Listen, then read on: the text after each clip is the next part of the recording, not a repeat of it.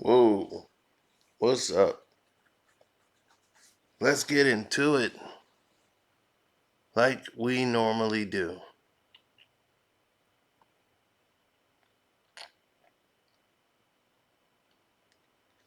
We've seen a lot in the history of these rap battles or what's called what have you, but when we have an all white rap battle, people are normally not interested. Except for this one. Eminem versus MGK. Now, as we sit here and think about the scenarios and look at all the tropes, we're saying to ourselves, what is the major problem here? Why is this happening? Like, why are we at this level? And we didn't look close enough at what was really going on.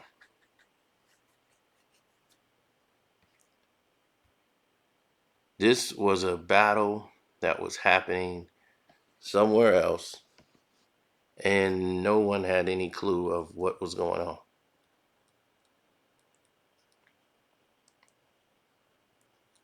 Now, when you say Eminem versus Machine Gun Kelly,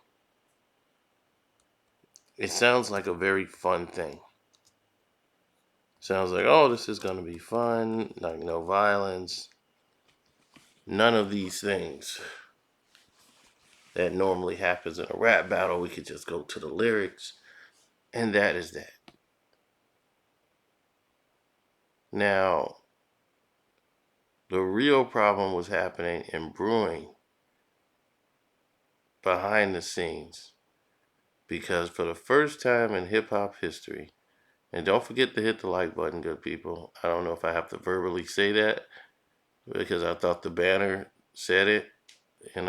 Like, share, subscribe. The Patreon is Carcino for life. And definitely subscribe. And the Cash App is Carcino. Um, Thank you. We appreciate it. But let's get to it.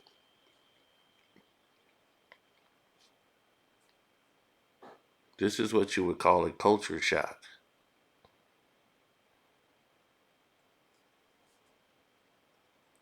Now, the culture shock was that Eminem was not Eminem anymore. You know, Eminem had fallen off, and really it had nothing to say for years over a tweet.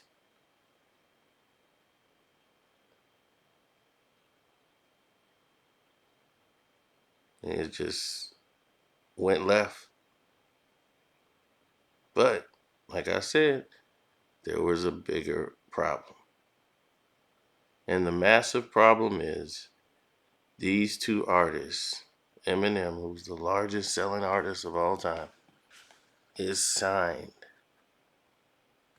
to Interscope Records.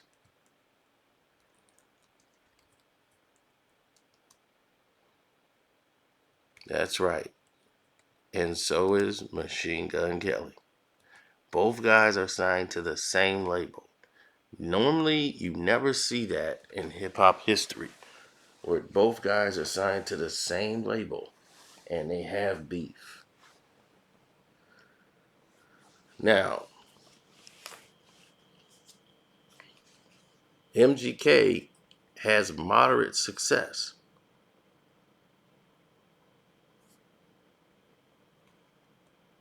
right? His success is very moderate. He's, you know, one of the, you know, up and coming rappers who's been respected by some of his peers.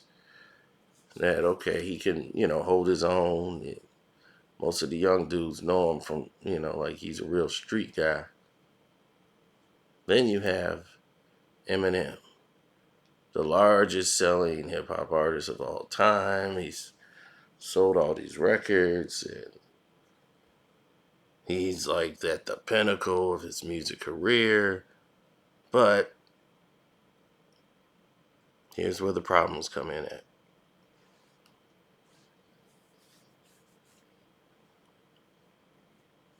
The problems comes in at when his albums and his popularity doesn't match the record sales.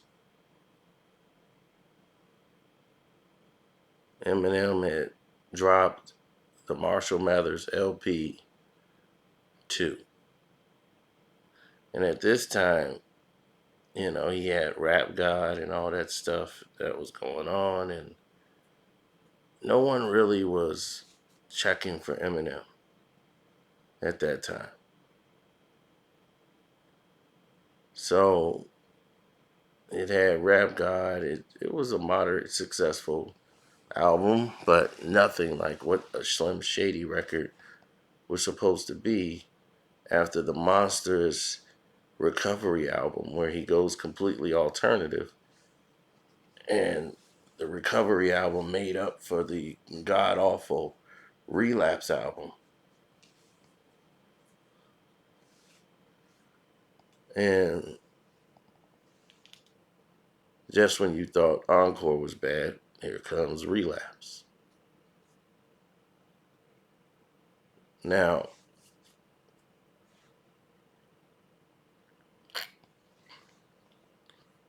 Eminem follows that up with a 4-year absence from music. He basically was doing stuff here and there and working on other projects and producing, and wasn't really doing too much. He was going like through a transformation at that time. And during this paradigm, Interscope was changing. The company was sold, not sold, but as far as the inner workings of the team, people were shipped out and other people were shipped in. Jimmy Iovine stepped down and they had a new president of operations. So now they have a new president the very next year. It's a new paradigm that's going on. So they're trying to get the next guy. They're not really focused on Eminem. They would love Eminem to come back and do another album, but he's not their main concern. They're trying to get their other artists to take off. And one of their top selling artists on the low is Machine Gun Kelly, MGK, who was quietly making a buzz for himself.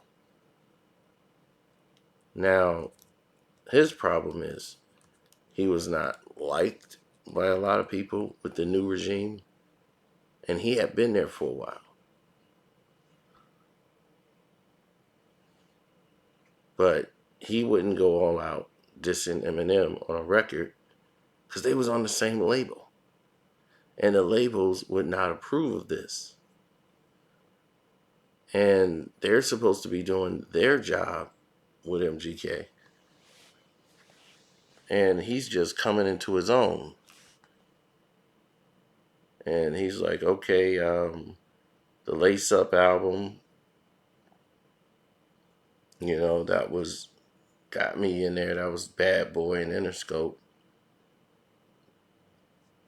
Us doing joint collaborations, and Diddy's side is working. Then you have all of these other projects that he got that's coming out, and nobody is really taking it serious.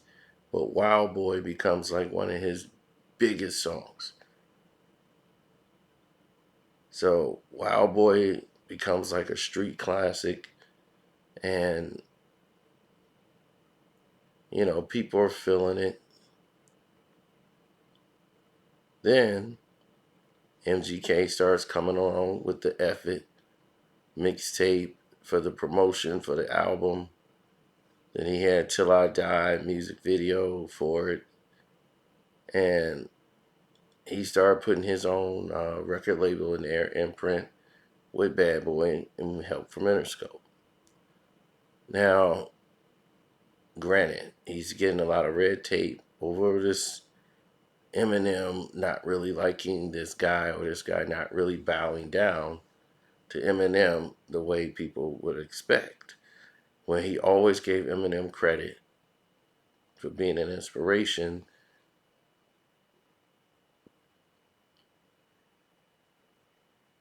then he comes out with a massive album in 2017, the Bloom album. Now, the song Bad Things becomes the biggest hit and was number 4 in the world with Camila Cabello when she was hot at the time for Havana when they did Bad Things, and that took off. At this time, Eminem comes back with an album called Revival, which is god awful. Probably the worst Eminem album ever made, where he's basically on the cover with an American flag on there, and he's got his head in his hands. And it's just like he knows how bad this album is.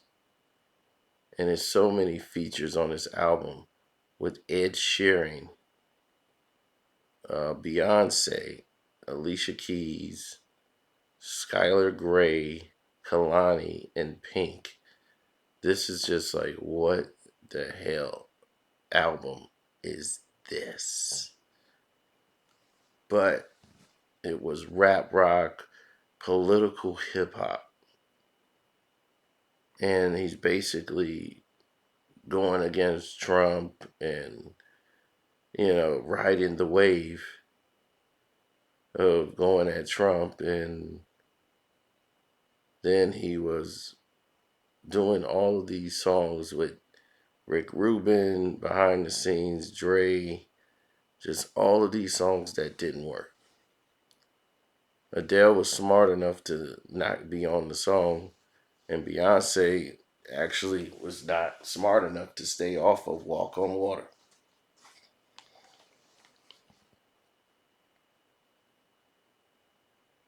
River with Ed Sheeran wasn't that bad, but it was nothing to make up for Walk on Water and the direction of what Eminem fans were expecting of an Eminem album. Um, Rolling Stones came out and did please do us a justice and give us the right type of review. So at this time, Eminem is basically written off as just like he's a relic, and he's the past. Meanwhile, MGK is blown up, and he is actually selling records, even though the general people, just don't know. And because the songs that was blowing him up were the soft, alternative type of records. But his hip hop records and stuff, and doing songs with Quavo and Ty Dolla Sign and all these different things, he was actually doing well. He was being successful as an artist. He was going in the upwards rotation, while some of these other guys were working themselves downwards.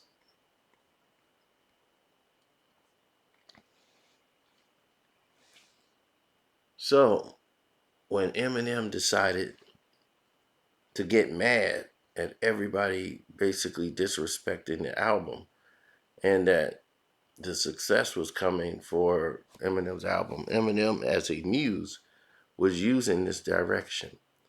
Interscope thought, oh, this would be cute. Yeah, we have MGK versus Eminem. This will be a cute thing. So this is a whole new staff. And his staff barely deals with MGK because they never had full control. And because they didn't have full control, it was a project that was going in a different direction.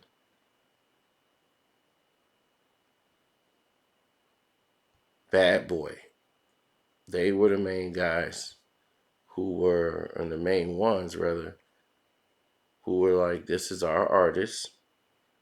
You guys are there too, but we're going to help out too with the promotion and do what we need to do. And Diddy had basically abandoned MGK, like saying, okay, that's cool. Like he does better when I'm not around. Like I don't think I need to be there and hold MGK's hand. Now, when MGK needs things done after Rap Devil hits, and it just burns up the rest of the world. Rap Devil becomes one of the most sought after songs, produced, production, everything. Everybody flooded the internet to hear this record. It came out of nowhere, but they were okay with Eminem mentioning him and a bunch of other artists in the record that he was doing when he came out with the Kamikaze album, which was the vengeful Eminem to blast everyone else. It was the first time Eminem came back with a back-to-back album. He came out with this album very quick, so people would forget Revival ever existed. They stopped putting money behind it, everything.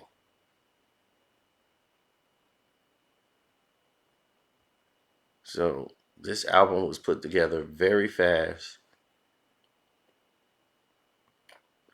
But to ensure Eminem was paid, he did a deal with Sony that ensured that Eminem get paid for the album regardless, because he did a deal with Marvel, Sony to do the movie soundtracks, which would keep him paid.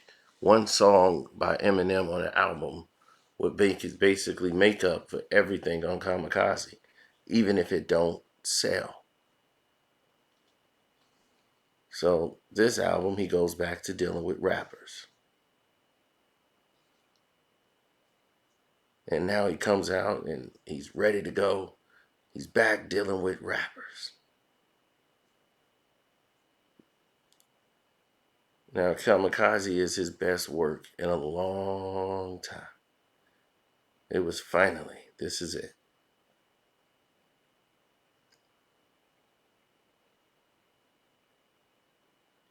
So, when Not Alike came out with Royce and he's dissing Machine Gun Kelly on there, of course, people were excited. And now they're like, oh, this is going to be a great buzz. We can promote this. They were pushing it in Interscope. They had Dwayne Robinson, who was in charge of the information, and Hillary and Jennifer.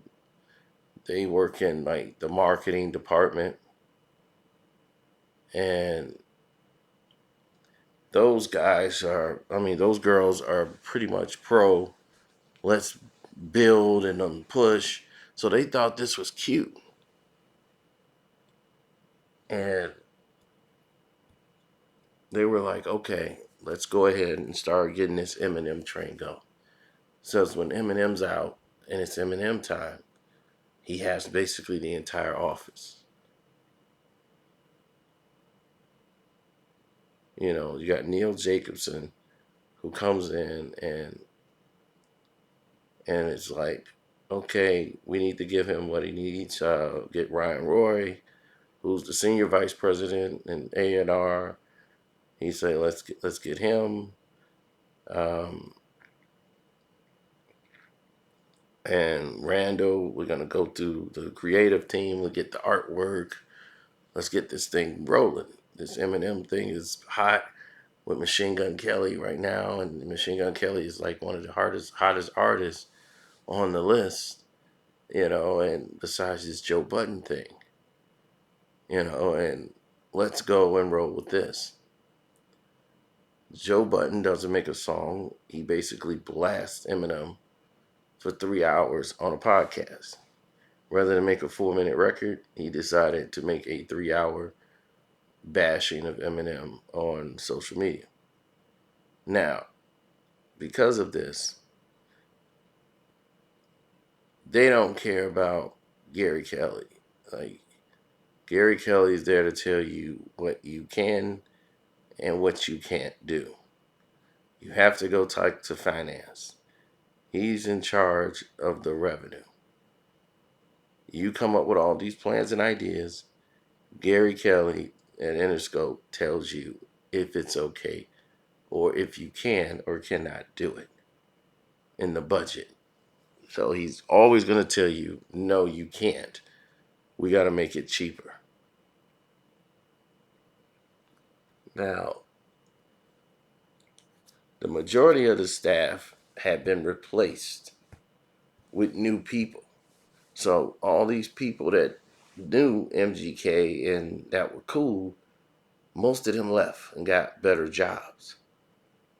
So now you got all of these new faces that's popping up.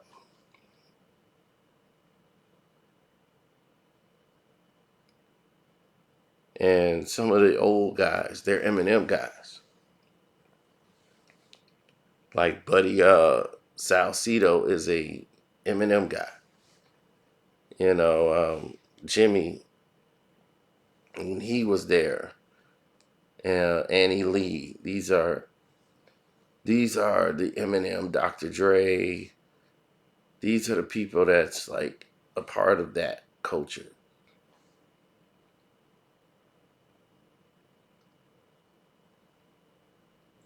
So the inner workings of it is we're going to promote Eminem using MGK, and Eminem in return is going to, by mentioning MGK, is going to boost him up.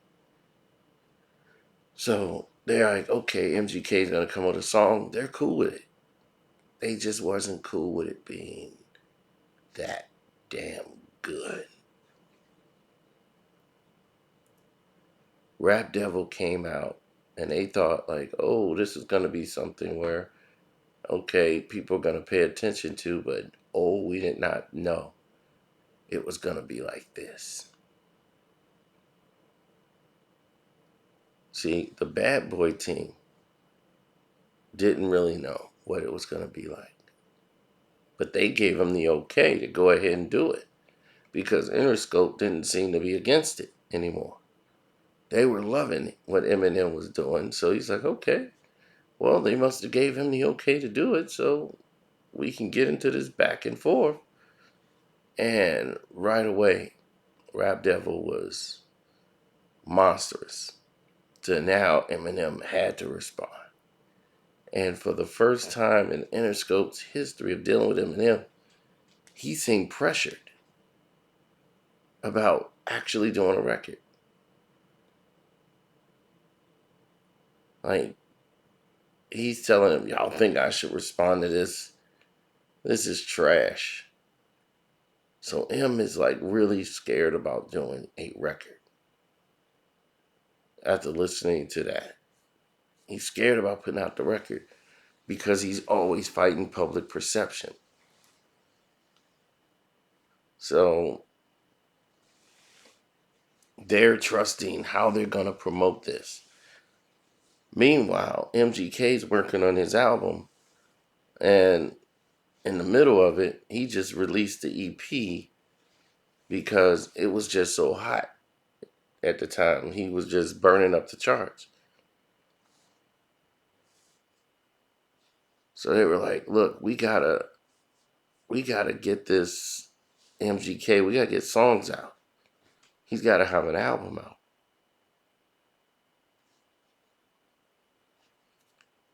Now, everybody is like weird about working with him. He had that song out, like he was trying to get the album done, and it was people dragging their feet. It was crazy. Now, this is what they wanted. Why is everybody fighting this now?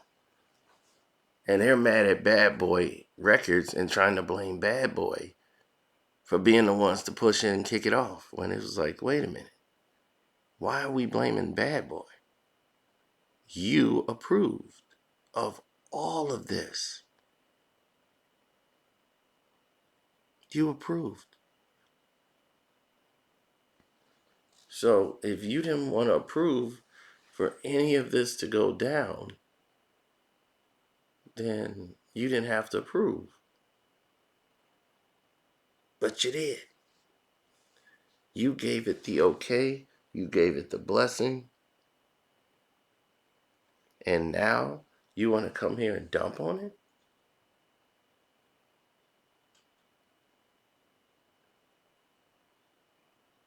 Where they do that at?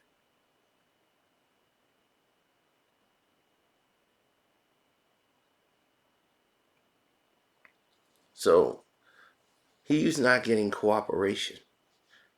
People are almost like mad at MGK at Interscope when he's done nothing but his job. He's done nothing but his job. Now he's the villain for doing his job. So he's got the song Signs. He can't get any cooperation for, like, okay, like, who's working with me? Like, where's my team? They don't even have a team assembled. It was like, well, we thought Bad Boy was gonna. They're not even, corresponding with Bad Boy. What they supposed to be doing, their side of the job. It was like, okay, the interview setup, everything. It was just like, we're dealing with Eminem right now. And Eminem was basically trying to use the record label against MGK by trying to come out and disrespect Puffy in the doggone record, bringing up rumors, insinuating things that were completely untrue, and it was because of Diddy. He could say that too. They were just gonna let it ride.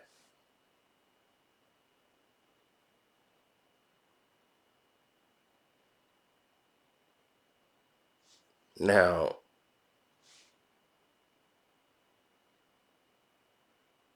Nylon came out lately, Get the Broom, and then Rap Devil was inserted on the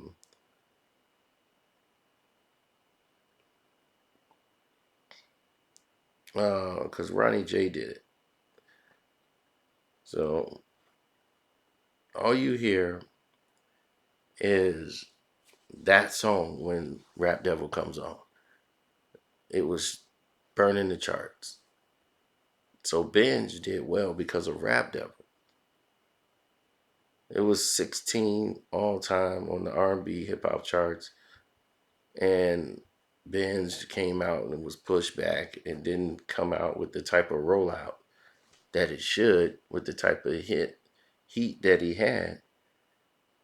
They were waiting for the next single. Like, what is going to be the next, follow up?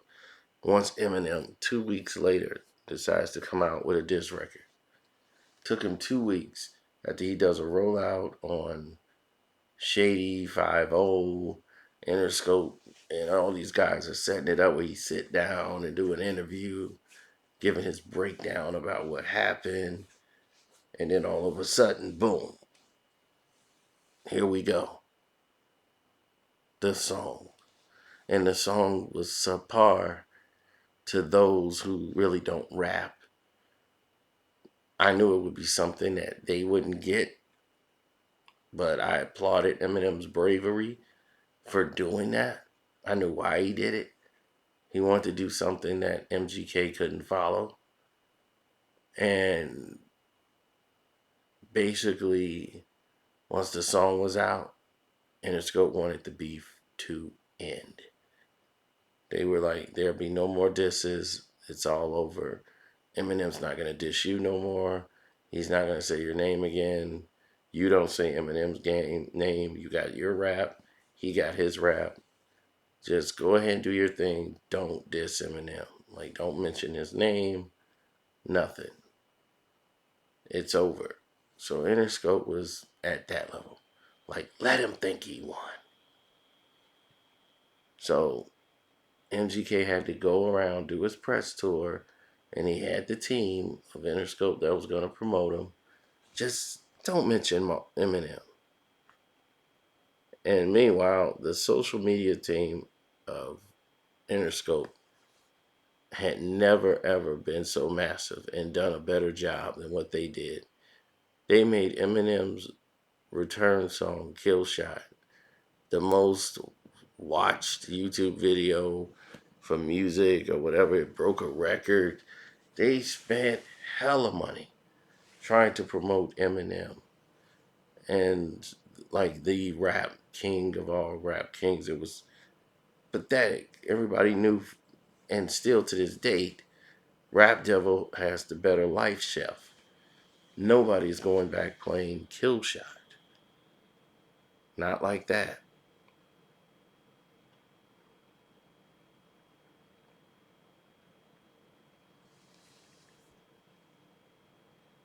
So they basically changed direction over MGK, and he decided that he's going more towards more rap rock with Travis Barker, Youngblood on the album, going back to that route than anything else. So once he goes down that road, things change for him. Like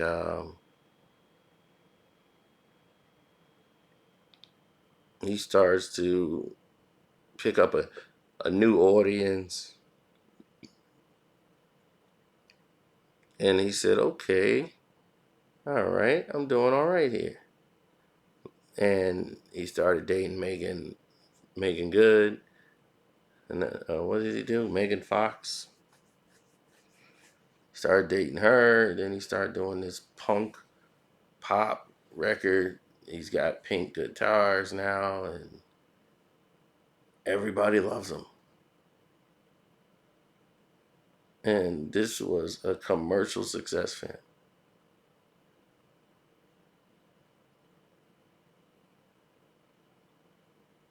He's got what, Bloody Valentine, all these things. This is what they wanted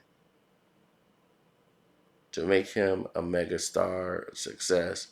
He can be on the red carpet, everything. And now he doesn't have to be the hardcore street rapper no more. Go into the pop punk era and just do that.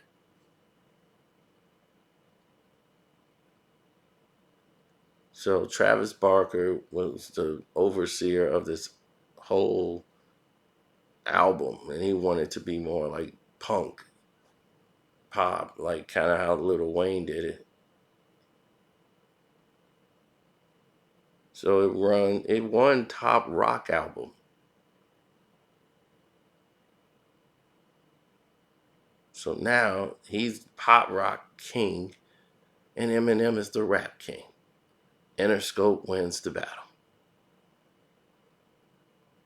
Bad Boy Records are not upset about any of it either, and everybody is living in harmony.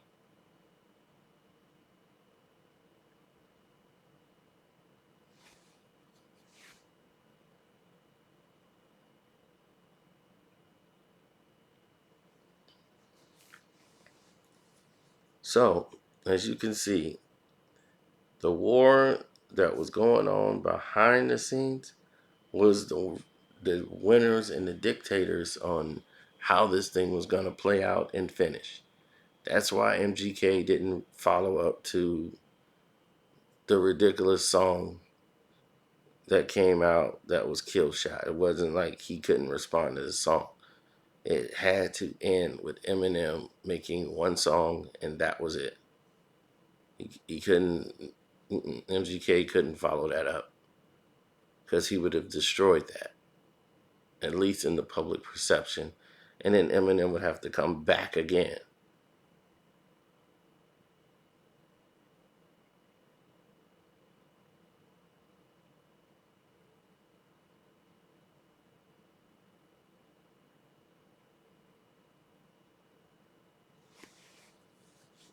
Well, over the years, you're looking at a lot of different changes that are happening as far as the industry.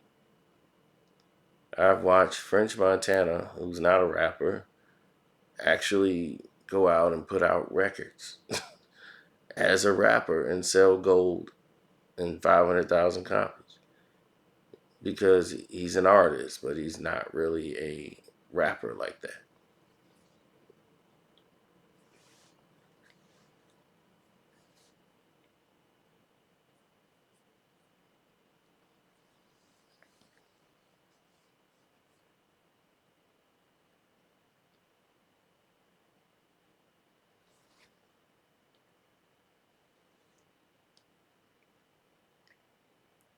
Well, as of right now, MGK has the number one rock record on the charts. He got Emo Girl with Will Smith's daughter. He's bigger than Eminem right now.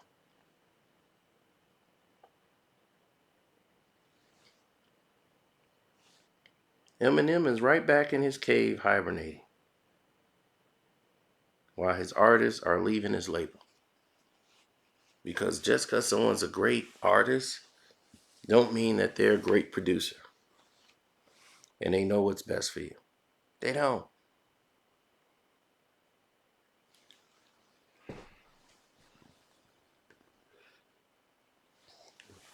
So you got to take that with you like a grain of salt. But anyway, when it comes to this, it's over, man. We are done. Done, Dilla. Thanks for your time. God bless y'all. I'm out.